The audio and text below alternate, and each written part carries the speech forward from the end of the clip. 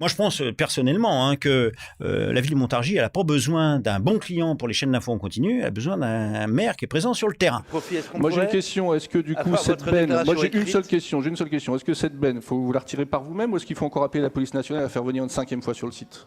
Bonjour Alphonse. Bonjour Olivier. Alors aujourd'hui, on va parler d'une affaire qui a défrayé la chronique pendant le mandat qui vient de se passer, qui illustre beaucoup de problématiques municipales. C'est l'affaire du Cercle Pasteur. Pour démarrer, je t'ai apporté une archive un peu particulière. Voilà, c'est une assiette. Tu parles de ça? Oui, je parle de ça. Alors, j'aime bien faire parler les documents. Est-ce que tu as des sources sur le document? D'où ça vient, tout ça? Est-ce qu'on a une date? Voilà. Regarde derrière, là. Décor garanti, cuisson à 1150 degrés, porcelaine de Gien. C'est du Gien. Porcelaine de Gien. Voilà. Et ça a été cuit à 1150 degrés.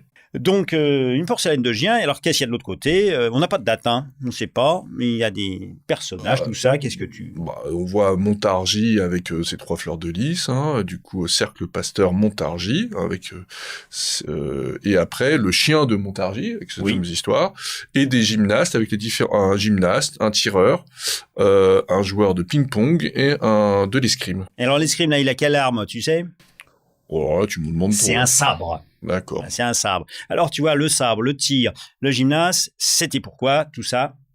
C'était dans une optique de préparation militaire. Parce que ça a été fait après l'implantation de la caserne Gudin. Finalement, il devait y avoir sans doute des officiers ou des hommes, des sous-officiers qui ont proposé leur service pour entraîner les Montargois à une préparation militaire. Voilà. Donc, c'est pourquoi il y a le tir, c'est pourquoi il y a le gymnase, c'est pourquoi il y a également le sabre de l'officier, tu sais. Voilà. Alors, il y a le ping-pong, tu sais pourquoi? Non. Bah, enfin, voyons. Bah, Forrest Gump. Forrest Gump, c'était un soldat, voilà. Bon, t'avais pas les références? J'ai toujours pas. Il a toujours pas, il a pas vu Forrest Gump. Bon, si j'ai vu Forrest Gump, mais pas à cette période-là, c'était pas ça. Eh ben oui, voilà, c'était pas assez. Voilà, bon, bref.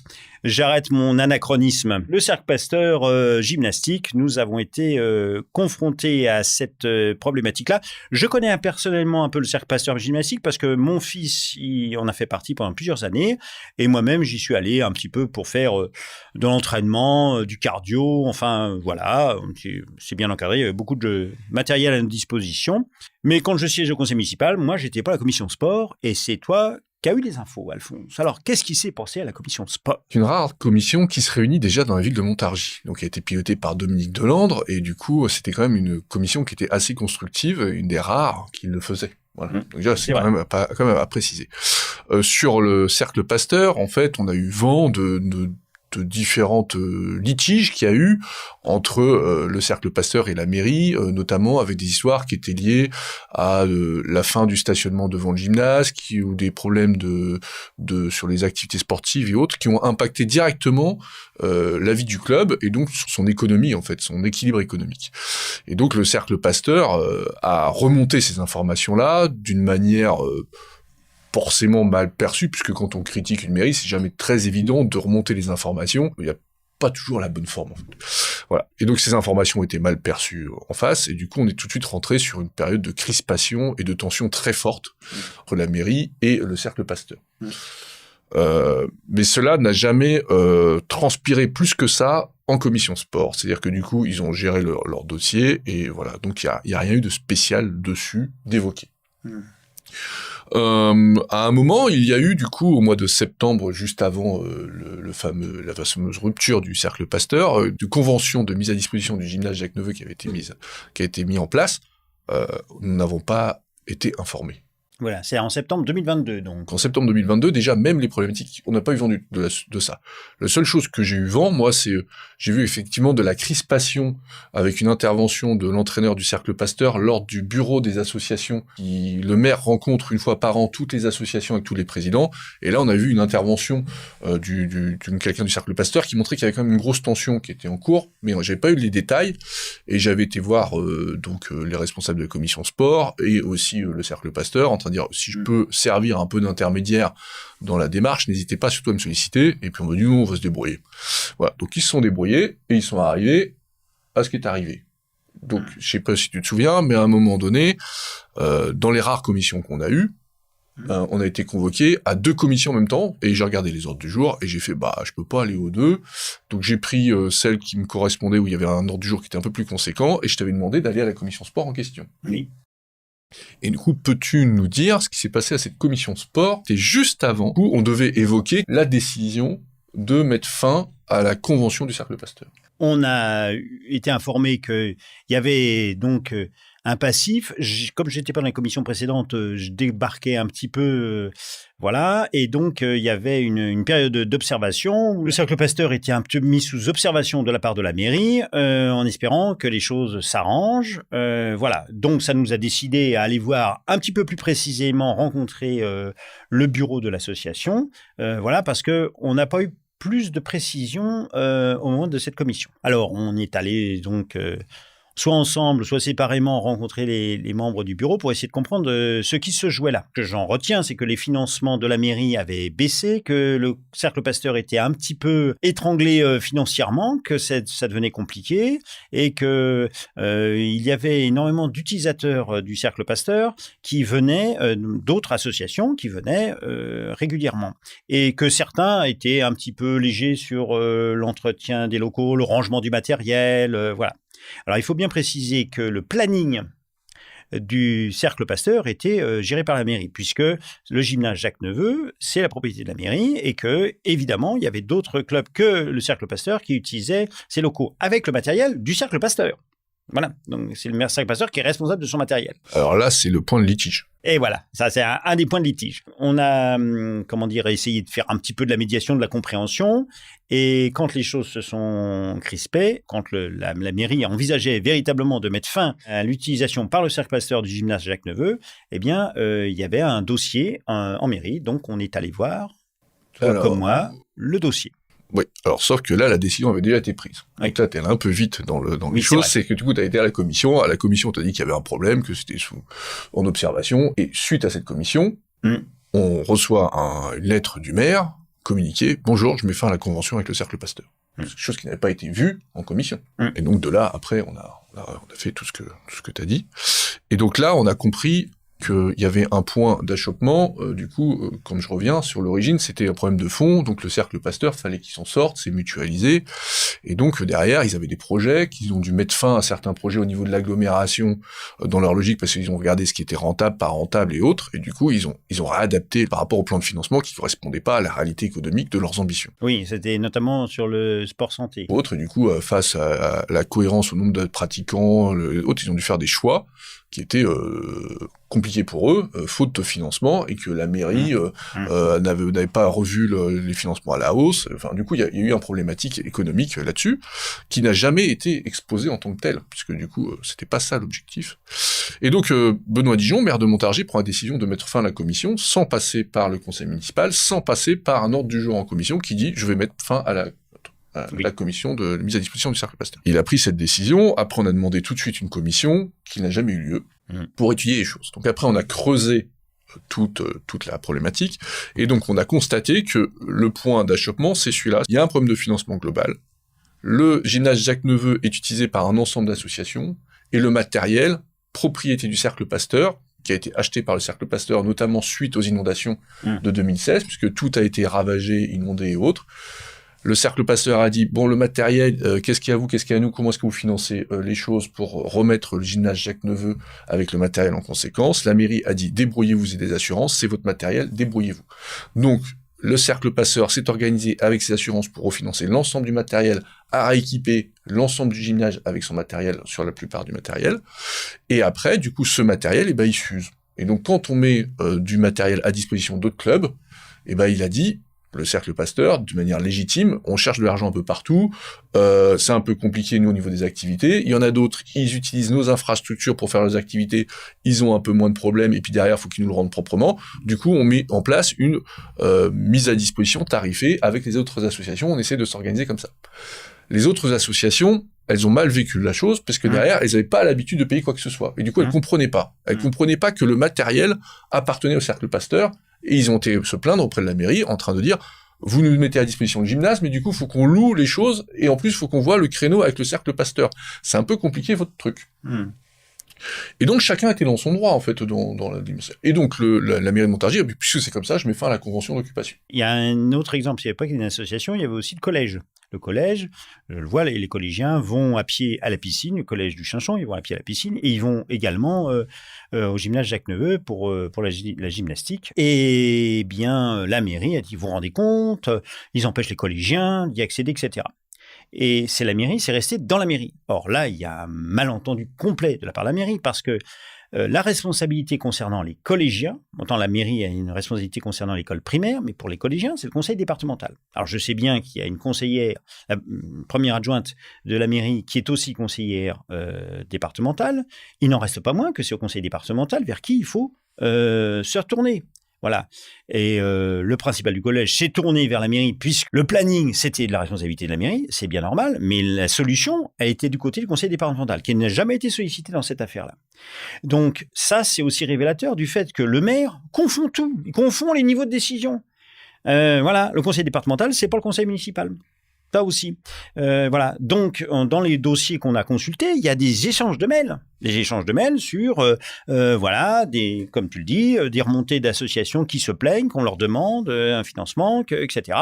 Et on n'est pas dans une logique de recherche de solutions. Donc, suite à ce constat sur le litige du matériel, moi, dès que le maire a expliqué les choses, j'ai expliqué, écoutez, vous allez être en train de liquider le Cercle Pasteur. Le Cercle Pasteur, lui, ce qu'il va faire, c'est qu'il va prendre tout son matériel, vous allez récupérer une coquille vide, ça va coûter une fortune de racheter tout ça, on est sur un truc qui est complètement illogique, le matériel appartient au club, ou autre. Et je lui ai évoqué le problème du club d'aviron de Sens, où ça s'est produit de cette manière-là, et du coup, tout le matériel a disparu. Et du coup, pour reconstruire une activité, il faut rééquiper un gymnase, ça coûte quand même de l'argent. Oui. Et donc j'ai dit, avant de prendre une décision aussi radicale, ça serait bien quand même d'en discuter. Le maire ne l'a pas entendu de cette oreille, a maintenu sa position, pas de commission, rien ce qui s'est fait. Du côté du Cercle Pasteur, les personnes, il y en avait beaucoup qui étaient épuisées de cet affrontement permanent, de cette absence de compréhension du modèle économique et des contraintes économiques avec la maintenance des salariés et autres au niveau du Cercle Pasteur, et se battre contre le maire de Montargis. À un moment, ils en peuvent plus. Donc ils ont dit, s'il veut fermer son club, il le ferme. On liquide, il donne l'argent pour on trouve une solution de sortie, économiquement parlant, et voilà. Donc j'ai entendu ce discours-là, et il y avait quand même un discours potentiellement d'ouverture là-dessus. Mais en fait, cette proposition n'a jamais pu avoir lieu. Et donc tout de suite, ça s'est crispé autour du matériel. Oui, et dans cet intervalle où on cherche à trouver des solutions, on a proposé qu'il y ait des médiations. Alors, on n'a pas proposé qu'on fasse la médiation nous-mêmes, parce qu'on va nous dire que vous êtes les opposants, vous n'allez pas faire la médiation comme il faut. Bon, on a proposé qu'il y ait le principe d'une médiation. Porte fermée, pas de médiation. On a senti que du coup de la mairie, ils voulaient du coup pas seulement fermer le Cercle Pasteur, mais du coup faire en sorte que ça se passe mal du côté du Cercle Pasteur.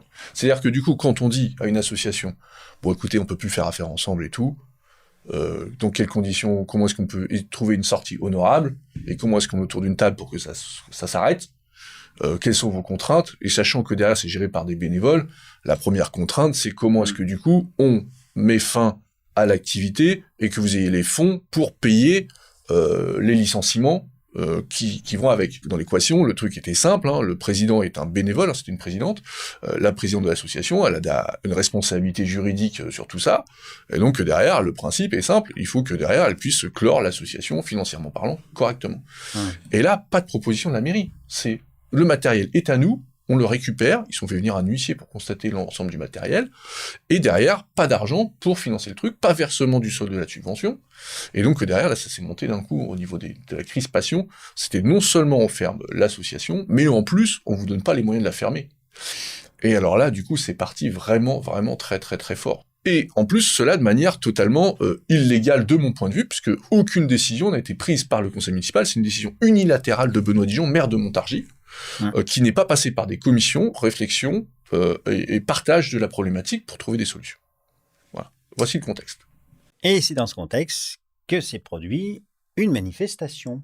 Ah oui, du coup, la manifestation qui est partie, avec un panneau Benoît égale exécution, Benoît Dijon égale exécution. C'était pas ça l'essentiel, voilà. Non, mais c'est quand même cette manif dont on parle. Donc, oui, il y avait une manifestation. Qui a organisé la manifestation? Donc c'est la manifestation organisée par le Cercle Pasteur et qui a invité toutes les personnes qui les défendaient pour faire pour exprimer le mécontentement sur la gestion du dossier et expliquer la situation. Dans cette manifestation, c'est pour la mémoire, c'est la manifestation où il y avait un cercueil qui représentait, où il y avait écrit Cercle Pasteur dessus, et où il y avait 2 personnes qui prenaient un panneau juste à côté avec écrit Dijon égale exécution, pour dire l'exécution du Cercle Pasteur qui était juste à côté. Donc il n'y avait pas d'ambiguïté sur le message qui était passé, mais il y a eu une interprétation de médiatisation de cela, où le maire s'est senti menacé de mort sur cette menace. Oui, parce qu'on peut comprendre, c'est Benoît Dijon qui a exécuté le Cercle Pasteur, comme c'est il faudrait exécuter Benoît Dijon. Donc il y a une ambiguïté éventuellement dans le message, mais on est à côté d'un cercueil sur lequel il est marqué le Cercle Pasteur qui a plus de 120 ans. Donc on ferme une structure qui a plus de 120 ans. Donc il y a eu un détournement du message originel et de faire porter à tous ceux qui étaient dans le rassemblement des intentions qu'ils n'avaient pas.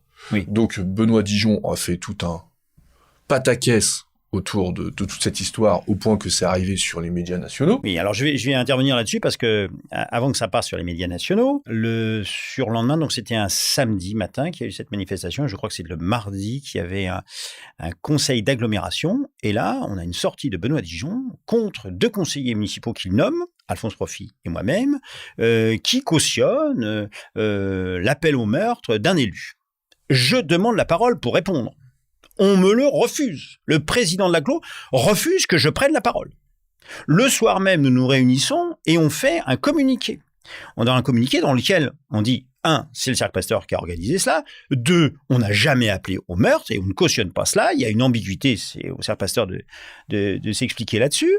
Et puis on n'a pas tenu la pancarte. On ne cautionne pas cela. Enfin voilà, le message est très clair. Il sort le soir même.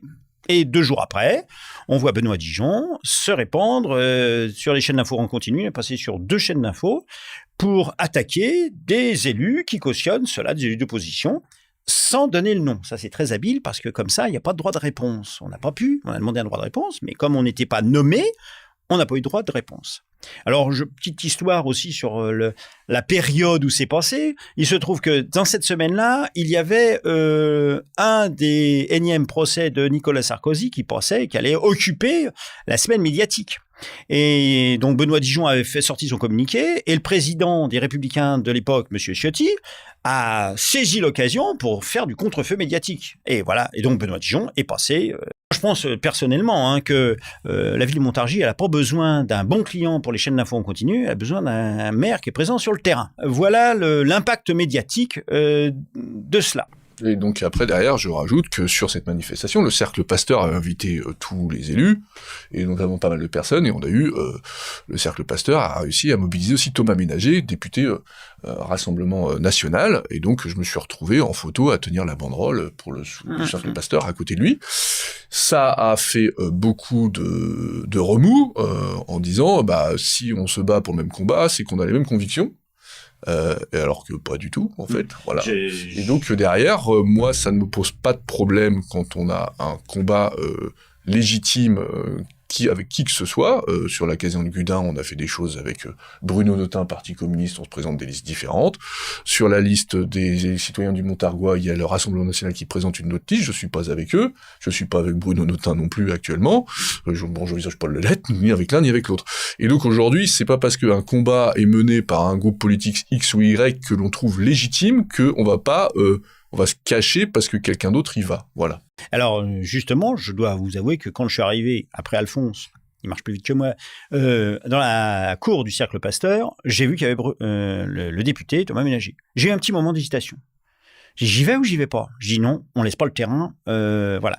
On a suivi le dossier, on est présent, on est là, et non, on va être présent dans la manifestation. Et notamment... Pour tous les gens qu'on a aussi accompagnés qui sont au Cercle Pasteur. Voilà, donc voilà, tous ces habitants aussi du quartier de la Chaussée, tous ces garçons là qui venaient faire de la gymnastique au Cercle Pasteur. Et quelques filles aussi, mais beaucoup de garçons voilà, qui venaient du quartier de la Chaussée faire de la gymnastique ici. Donc on laisse pas le terrain. Voilà. Et d'ailleurs, pendant la manifestation, j'étais derrière, il y a quelqu'un, un militant de gauche qui m'a dit mais comment ça se fait qu'il y a le député Thomas Ménager, etc. J'ai dit oui, nous on est là. Donc ça après c'était mal interprété. Enfin bref, je vous dis que voilà. Donc du coup aujourd'hui je pense que l'interprétation elle est claire. Hein, c'est qu'on est là sur le terrain. quels que soient vos partenaires, et on est prêt à se battre à vos côtés. Voilà. Suite à cela. Alors, Alors. Du coup, il y a eu les émeutes et le départ du matériel. Donc le maire de Montargis, du coup, a tout fait pour récupérer le matériel, nous a traités de voleurs, de machin. Le Cercle Pasteur a mis en vente son matériel avec des annonces et l'a proposé aux clubs locaux. Et là, vu que la mairie ne voulait pas l'acheter, le Cercle Pasteur a pris ses factures, donc il y avait toutes les factures, de 2016, il y avait tout son matériel, donc met le matériel en vente d'occasion. Et là, le maire de Montargis envoie un mail à tous les clubs locaux, n'achetez pas ce matériel, il appartient à la ville de Montargis. Y compris les clubs au niveau de la région. Donc il envoie un mail pour dire que tout le matériel du Cercle Pasteur est à lui, sachant que le Cercle Pasteur a ses propres factures. Et là, du coup, on a eu coup double, c'est-à-dire que non seulement le Cercle Pasteur, lui, était prêt à laisser son matériel pour financer ses départs de salariés, à des tarifs avantageux à l'ensemble des clubs, notamment de l'agglomération le plus locale possible, et le maire de Montargis a dit, si vous achetez ça, attention. Donc du coup, il s'est retrouvé à vendre du matériel hyper loin. Et du coup, il a fallu racheter du matériel hyper cher. Donc on s'est pris coup double. Raconte-nous comment ça s'est passé le surlendemain. Donc les émeutes ont lieu le samedi soir et le lundi. Donc nous sommes le début juillet 2023. Et le lundi, nous avons toute une scène de théâtre absolument incroyable devant le gymnase Jacques Neveu. Oui. Qu'est-ce que tu as vu? Qu'est-ce qui s'est passé? Alors, en fait, il y avait le matériel, du coup, les annonces étaient passées, il y avait des acheteurs qui voulaient l'acheter, et en même temps, il y a les émeutes. Et Benoît Dijon, il dit, mince, c'est quand même chaud, le matériel, il va partir, comment je fais pour le conserver? Donc, il y avait une date butoir pour vider le gymnase, donc on était dans les délais, c'était le 15 juillet, et là, on se retrouve C'était vers le 15 juillet, normalement, la date butoir pour vider le gymnase, ou le 10, enfin voilà, à peu près dans ces eaux-là. Et là, donc, on se retrouvait vers le fin juin, tout début juillet, donc c'était lundi 2 ou 3 juillet, un truc dans ce genre. Et là, le gymnase est verrouillé avec des policiers à l'intérieur. Policiers municipaux. Ils ont changé les clés. Un courrier qui dit que il faut sécuriser le gymnase, puisque du coup, avec les émeutes, tout est dangereux. Donc, il faut tout cadenasser et sécuriser les lieux, et que le Cercle Pasteur est disponible, peut accéder aux locaux sur rendez-vous, avec un rendez-vous à prendre, avec des horaires à définir, ce qui fait que du coup, ça bloque complètement les ventes, parce qu'il y avait des gens qui étaient là pour venir chercher leur matériel. Et ils étaient venus en camion pour prendre le matériel qu'ils avaient acheté. Et qui avaient fait des centaines de kilomètres pour cela, puisque du coup, ils venaient de loin. Donc il y a des policiers municipaux, nous sommes invités à venir, donc on vient aussi, Alphonse, comme moi, comme d'autres membres de l'association Engagement Citoyen pour le Montargois. Et il y a aussi des policiers nationaux. C'est assez cocasse dans toute cette organisation. On est 3 jours après les émeutes, ils ont autre chose à faire, je pense. Ouais, on est dans une situation complètement folle. Et donc derrière, moi en plus, je viens avec ma voiture, parce que moi j'ai pas suivi les prescriptions de Monsieur Dijon, j'ai vu les factures, j'ai vu les choses, donc avec notre club, on a acheté du matériel au Cercle Pasteur. Donc j'étais venu récupérer mon matériel, donc je m'étais garé devant le Cercle Pasteur pour récupérer du matériel. Donc la police nationale explique à la police municipale que du coup on a le droit de rentrer, mais du coup ils l'entendent pas, du coup ils restent bloqués, et à un moment il y a un truc comique qui se passe, c'est que du coup il y avait un remerciement pour toutes les forces de l'ordre qui avait lieu à la mairie. Toutes les forces de l'ordre municipales ont été sommées d'aller à la mairie pour reconnaître leur action pendant les émeutes. Du coup, ils ont levé le siège. Et il y a un petit épisode absolument ubuesque où il y a un policier national, officier de police judiciaire, qui reçoit un appel du maire de Montargis, lui intimant des ordres alors que c'est pas de sa responsabilité. L'officier de police judiciaire, il répond au juge, au procureur de la République, mais certainement pas au maire de Montargis. Il n'a pas donné des ordres. Donc, la personne part, et donc le Cercle Pasteur avait toujours une clé sur les serrures qui n'avaient pas changé, et rentre dans le gymnase.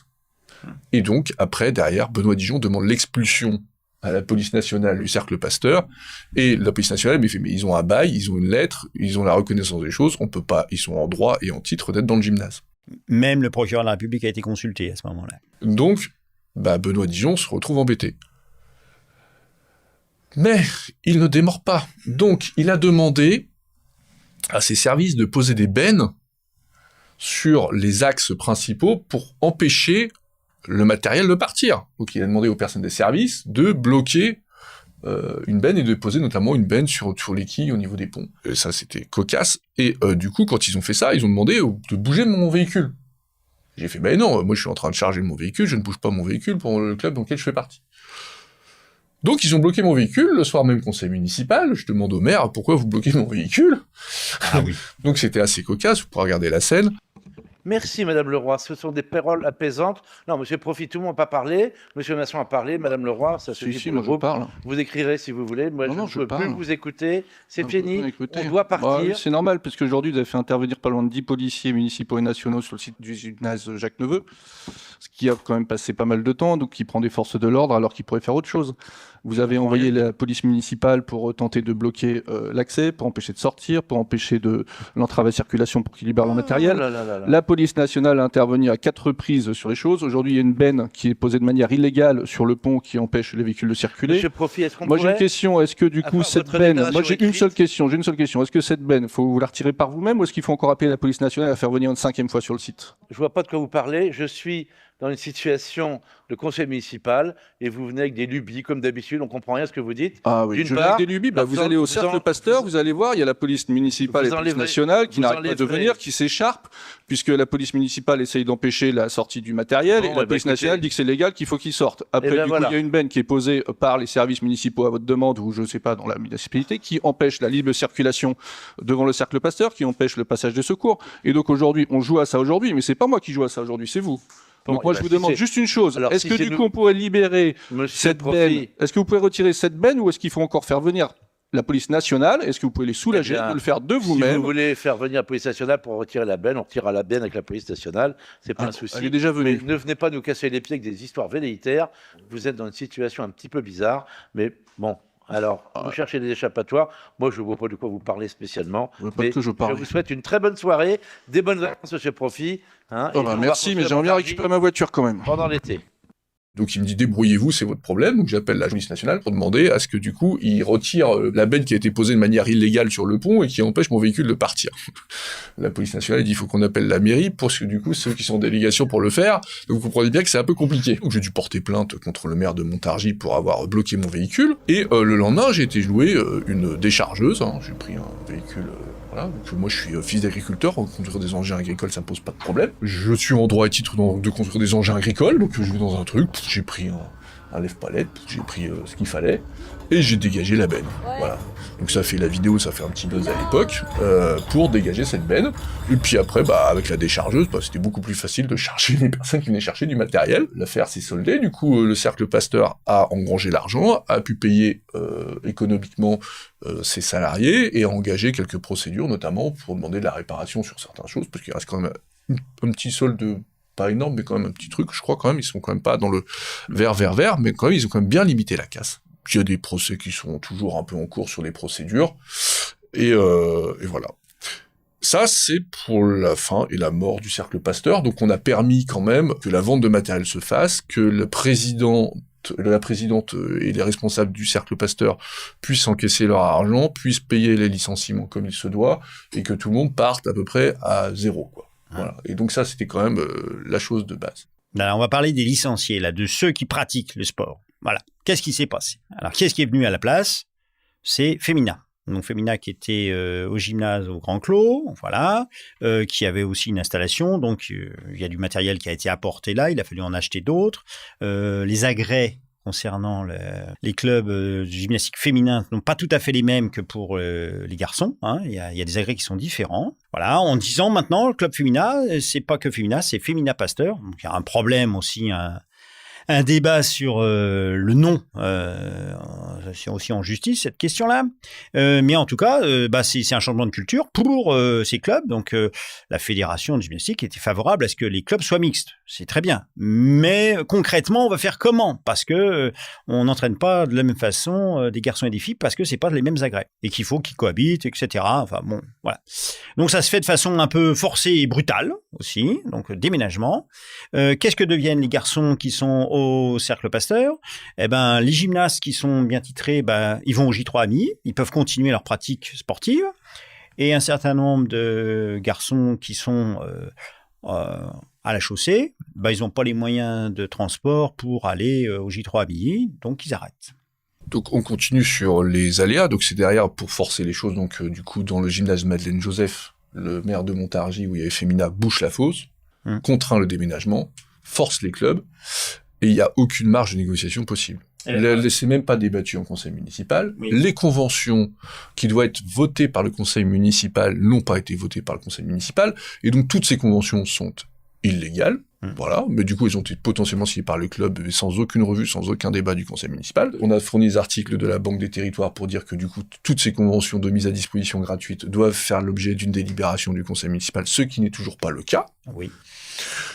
À un moment, le maire de Montargis, sur notre affaire, a bien fait passer une délibération à titre gratuit d'une délibération, et je lui ai dit, mais pourquoi vous êtes toujours pas fait pour les clubs? Il m'a fait, bon point, voilà, oh, ça viendra, mais c'est toujours pas arrivé. Nous sommes donc des clubs mis devant le fait accompli, déménagés dans l'urgence pendant les vacances. Ça a permis, certes, la création d'un club de MMA avec des activités différentes, donc c'est vrai que sur la globalité du sport, c'est une activité du coup qui explose et pas de contraintes, mais la manière dont ça s'est fait quand même en éliminant un club de manière disproportionnée, voilà, de manière non correcte. Donc du coup, on est très content d'une manière générale du club de MMA et tous ces trucs-là, donc on n'a rien contre ce club, mais ce qui nous perturbe, c'est plus la méthodologie, la manière d'y arriver, et ce qu'on regrette aussi, c'est le déménagement qui était forcé, contraint, dans des délais brutaux, sans aucune concertation, et avec l'obligation pour tout le monde de se mettre au pas. L'USM a fait les choses parce qu'en fait, elle avait pas vraiment le choix, et tout le monde est arrivé avec un flingue sur la tempe, puisque aujourd'hui, quand on voit le raisonnement du cercle Pasteur, ce que monsieur le maire a été capable de faire en ne respectant pas la loi, faut le redire, hein, il n'y a pas eu de délibération, de fin de mise à disposition, de quoi que ce soit, et que derrière il ne se passe rien au niveau du contrôle de légalité, et ben derrière tous les clubs comprennent que s'ils respectent pas les règles et les desiderata du maire de Montargis, et ben ils ont pas le choix, faut qu'ils marchent au pas, donc ils marchent tous au pas. Pas forcément une grande gaieté de cœur. Oui. Voilà. Alors précise, la MMA, c'est quoi? Bah, c'est le club où on apprend à se battre en nos limites avec des choses assez nouveaux sports martial. Voilà. Il y avait donc quelque chose qui est pour de la boxe, etc., qui était notamment implanté au gymnase du Château et qui touchait beaucoup de jeunes qui habitaient dans le quartier du Plateau, quartier des Cités, ou Kennedy, comme on l'appelle. Donc celui-là aussi a déménagé. Alors il y a encore une activité qui est maintenue. Ils ont développé aussi une activité de judo là-bas. Ça a permis de développer une nouvelle activité. Mais quand il y a ces ruptures, localisation, on perd du monde, et surtout ceux qui n'ont pas les moyens de se déplacer. Donc, parmi les projets qu'on porte, nous aussi, c'est qu'on voudrait que les Montargois, les habitants de Montargis, pratiquent le sport. Car dans la plupart des clubs, eh bien, ce sont des gens qui viennent de tout le bassin de vie. Voilà, donc on est fiers que cette soit une ville sportive, mais ce serait bien que ça concerne d'abord, surtout, les Montargois. Donc, ces déménagements successifs, c'est pas pratique. Pour résumer, on a eu une situation d'une gestion de crise où le maire de Montargis a pris ses décisions tout seul. Et alors, il y a des gens qui considèrent que, oui, c'est un conflit de personnes entre les deux Benoît, entre Benoît Dijon et Benoît Henrich, qui était le directeur de cette structure, Cercle Pasteur Gymnastique, qui faisait tourner et qui avait un bon palmarès, sur des compétitions nationales ou internationales. Je voudrais dire aussi une chose concernant, on a été alerté aussi par des citoyens qui nous ont dit, mais vous savez, il y a quand même des choses financières qui sont pas claires au Cercle Pasteur. On entend. On veut des preuves. La mairie nous a pas apporté des preuves. S'il y a eu des irrégularités financières, d'ailleurs, il faudrait que balayer devant sa porte. Nous aussi, on pense que la mairie a des irrégularités financières et qu'il faudrait qu'elle y paie de bon ordre. Donc, peut-être mal placée, peut-être qu'elle n'a pas les compétences d'ailleurs pour analyser tout ça. Mais en tout cas, on en a un petit peu assez des rumeurs. Voilà. S'il y a des gens qui ont des preuves, apportez les preuves. Voilà. Et puis, assumez-les publiquement aussi. Parce que c'est bien joli de dénoncer. Et puis, allez-y, parlez-vous. Vous, les citoyens, faites-le. Non. Venez en parler, etc. Et puis surtout, on est dans une logique, on n'est pas parfait. Les dirigeants de club, ils sont pas parfaits, on n'est pas toujours au tip-top sur tout, etc. Voilà, il faut aussi accompagner les gens, les aider aussi à gérer des budgets qui sont pas forcément toujours évidents. Enfin, je veux dire, quand il y a des salariés, il y a des tas d'obligations. Enfin, voilà, c'est pour ça aussi qu'il faudrait qu'il y ait une maison des associations. Alors, je sais que les clubs sportifs, ils ont eux-mêmes dans leur fédération des moyens de se former, mais voilà, il va falloir y être attentif pour que voilà, ça se passe beaucoup mieux, qu'on trouve des solutions, que les activités puissent se pérenniser. Voilà. Et ça, c'est important. Et le point aussi autre qui est complètement affligeant, c'est pas parce que la commission sport se réunissait qu'elle étudiait les dossiers de demande de subvention. Alors ça, je vais vous le dire, ça c'est comme un gros dossier. c'est que derrière tous les dossiers que vous remplissez avec où il y a un encart, l'avis de la commission, sachez que c'est pas l'avis de la commission sport avec les élus dans lesquels nous siégeons. C'est une autre commission occulte, gérée en interne de la mairie. Voilà. Et donc, aujourd'hui, du coup, les personnes qui ont fait des dossiers de présentation de projets, de schémas et autres, qui n'ont pas transmis ces dossiers-là aux élus, à l'ensemble des élus, et ben en fait, les élus n'en avaient pas connaissance. Voilà.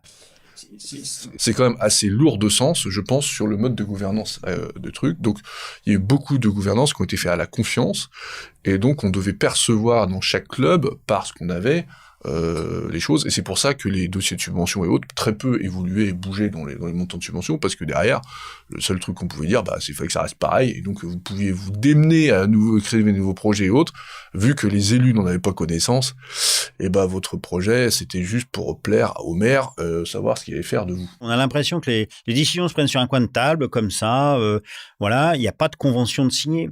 Quand il y a eu la période d'observation entre la mairie qui a alerté le Cercle Pasteur que, attention, on va pas continuer si vous ne corrigez pas les choses, mais il n'y avait rien d'écrit.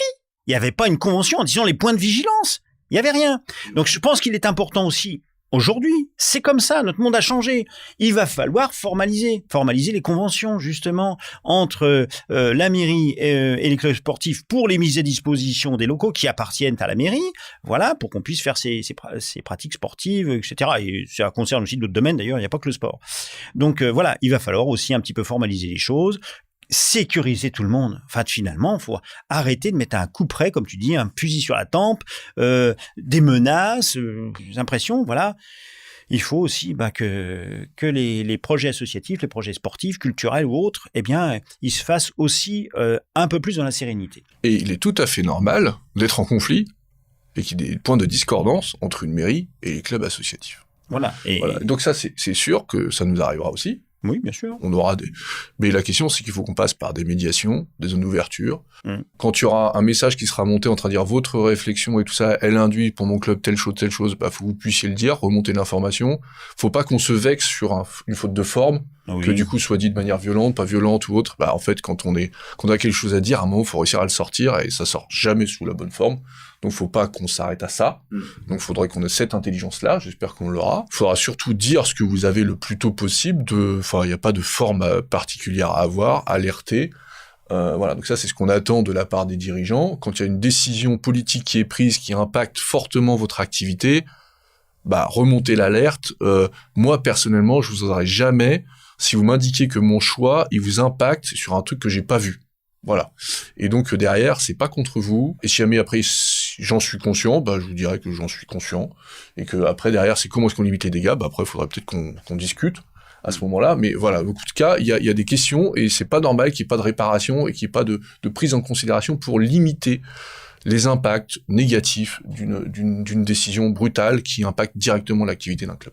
Voilà. Ça, je trouve que c'est pas normal que quand on fasse un choix, on ne mesure pas et on n'aide pas la victime de ce choix à pallier aux conséquences. Voilà. Et que derrière on le fasse bien. C'est aussi par exemple un truc similaire, c'est par exemple le réseau de chaleur, pour vous donner une idée, qui s'est déployé dans la région du Général Leclerc, en 2 mots.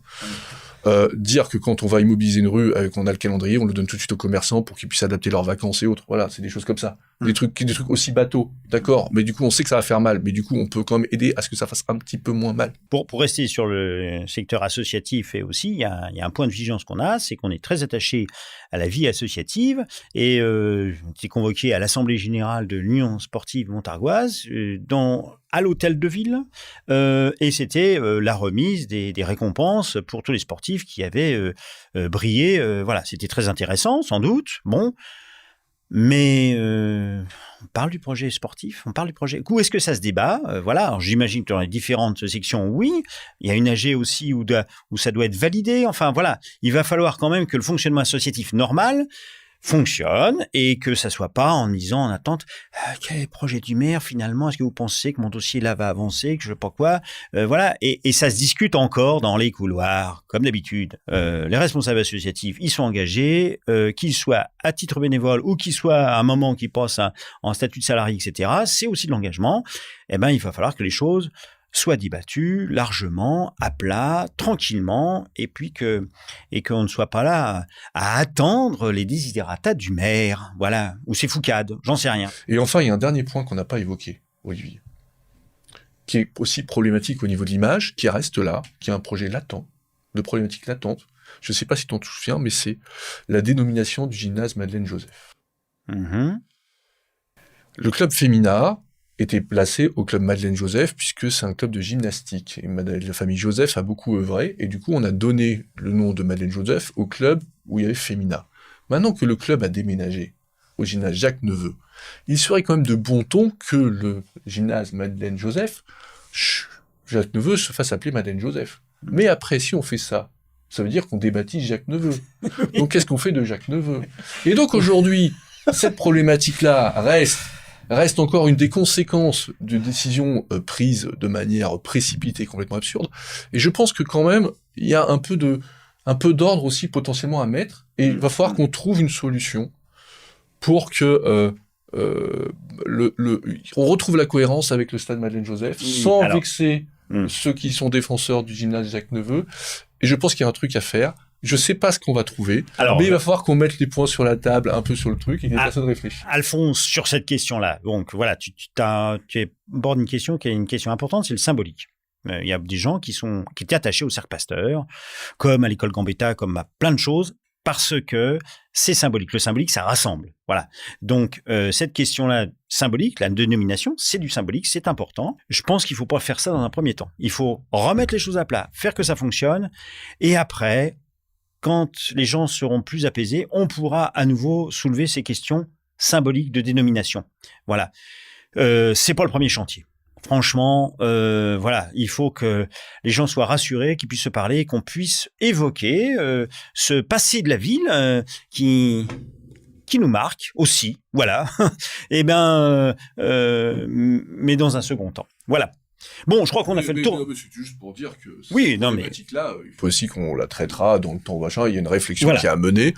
Et bien, en tout cas, c'est pas une problématique qu'on met sous le tapis, quoi. Tout à fait, tu as raison. Voilà. Alors, maintenant, on va se dire merci et au revoir. Voilà, sans que cette question, elle évoquait beaucoup de choses sur les relations entre la mairie et des acteurs, en l'occurrence sportifs, mais pas seulement, et sur la façon dont on règle un conflit ou dont on aborde un conflit. Voilà. Donc, il y a plein de pistes de solutions qui n'ont pas été saisies par la mairie, et c'est bien dommage. C'est comme ça. Voilà. Donc, on va pas déplorer, on va passer notre temps à déplorer. On veut bâtir maintenant, et avec les acteurs qui ont envie de s'investir. Voilà. Merci, Alphonse. Merci à toi, et puis encore bravo aux équipes du Cercle Pasteur d'avoir enduré tout ça, parce que derrière c'était quand même des choses qui sont assez dures à vivre. Je ne sais à personne, et je pense qu'il faut qu'on apprenne à gérer des litiges et trouver des formes pour, quand il y a des choses à se dire, que ça se passe le mieux possible, quel que soit le caractère des uns et des autres. Voilà. Merci de votre attention. Au revoir. À bientôt.